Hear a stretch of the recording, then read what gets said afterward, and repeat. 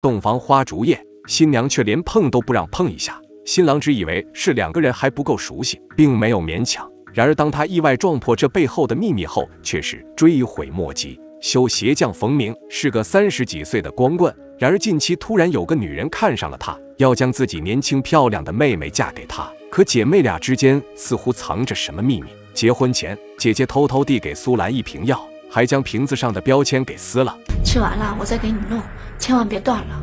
还有，一定要背着冯明跟他妈。苏兰姐姐的葫芦里究竟卖的是什么药呢？结婚当晚，苏兰就一直处于紧张不安的状态。由于苏兰父母早逝，所以娘家人只有姐姐一个人来。可因为着急赶回城里照顾老太太，没一会儿姐姐就走了。亲戚朋友们顿时议论纷纷。你说新娘子这么烦人，怎么也跟来个给他大7、8岁的修鞋匠了？听说彩礼才1万5。啥？才1万5？这哪他娶媳妇不得3、5万呀？你说他不图钱不图人，那到底图啥呀？很多人都觉得这门亲事有问题，而没人注意到，等人群散去的时候，苏兰竟趁冯明和婆婆在外送客，悄悄地走进房间，开始偷吃姐姐给的药。不料慌乱之间又打翻了药。听着冯明的声音越来越近，苏兰急忙将药藏进了裙子里。冯明端了一盆热水进屋，竟是要给苏兰洗脚。看到苏兰有些慌张，冯明说出了君子协议，保证不会在苏兰不同意的情况下对她动手动脚。看着给自己洗脚的冯明，苏兰的心里顿时有些感动，但感动背后的他却好像隐藏着什么不为人知的秘密。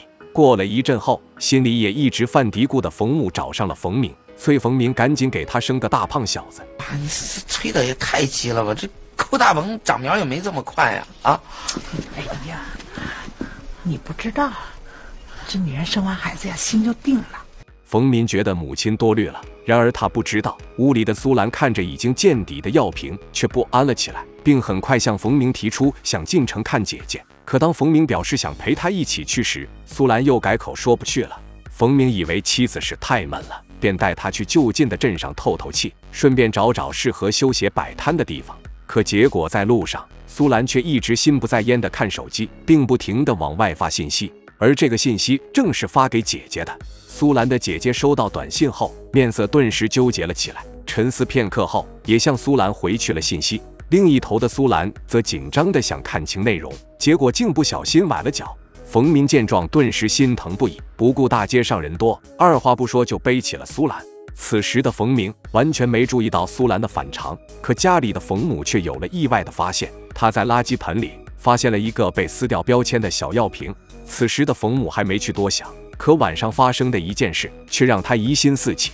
得知苏兰脚扭伤后，冯母马上拿来了药膏，想帮儿媳贴上。可在等冯明去车站拿东西的苏兰却一直坐立不安，看到冯明拎着一个行李包回来，更是迫不及待地抢过来翻找了起来。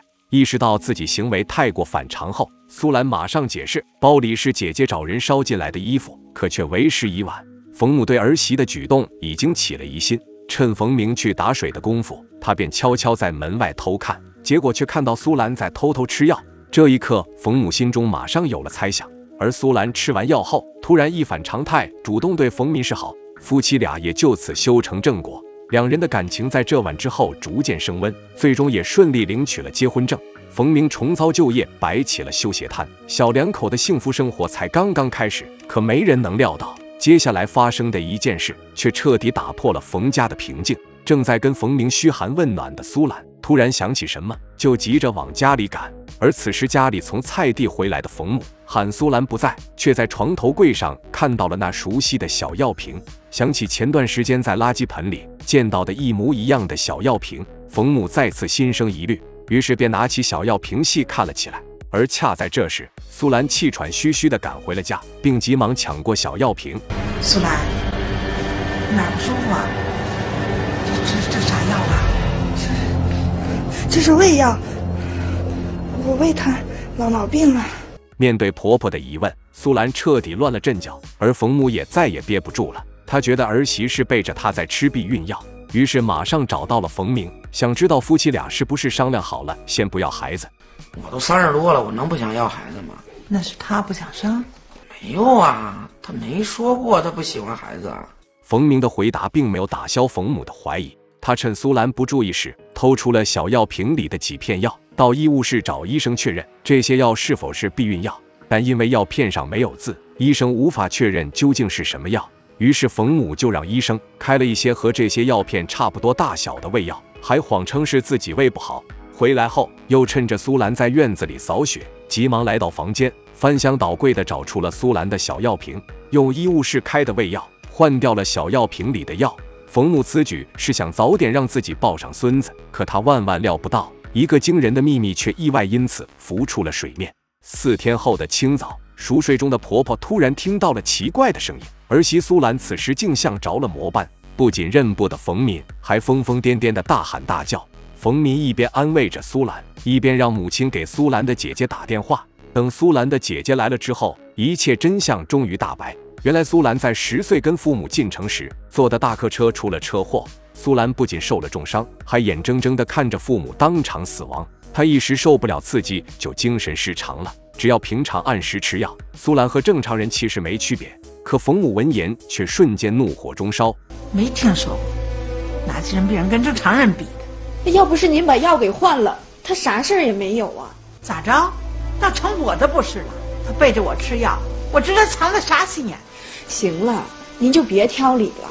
以你们家这条件，能娶上我妹妹这样的就不错了。苏兰姐姐失控的话语显然是火上浇油。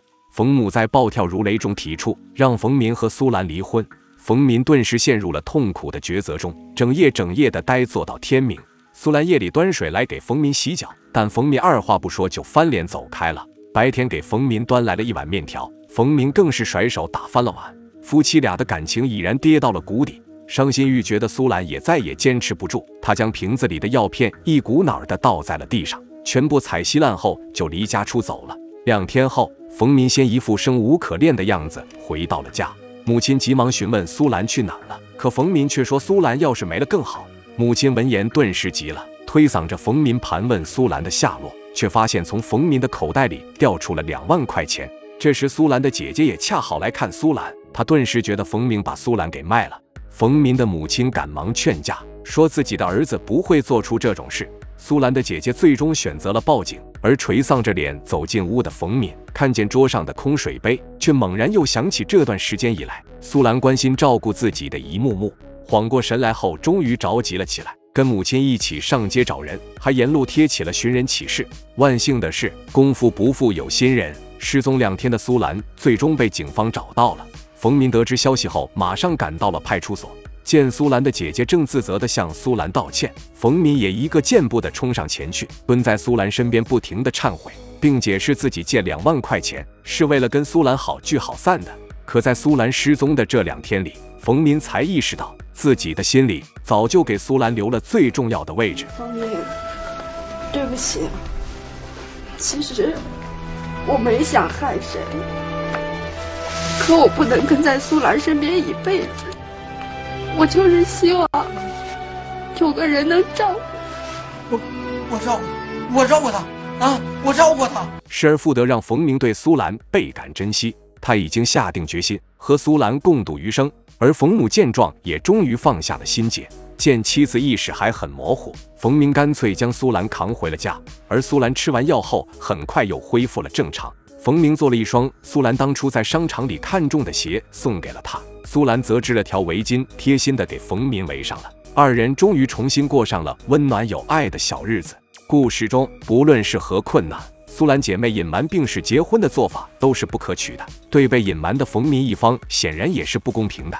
真诚是婚姻的基础，私心更不能成为爱的理由，坦诚的爱才能长远。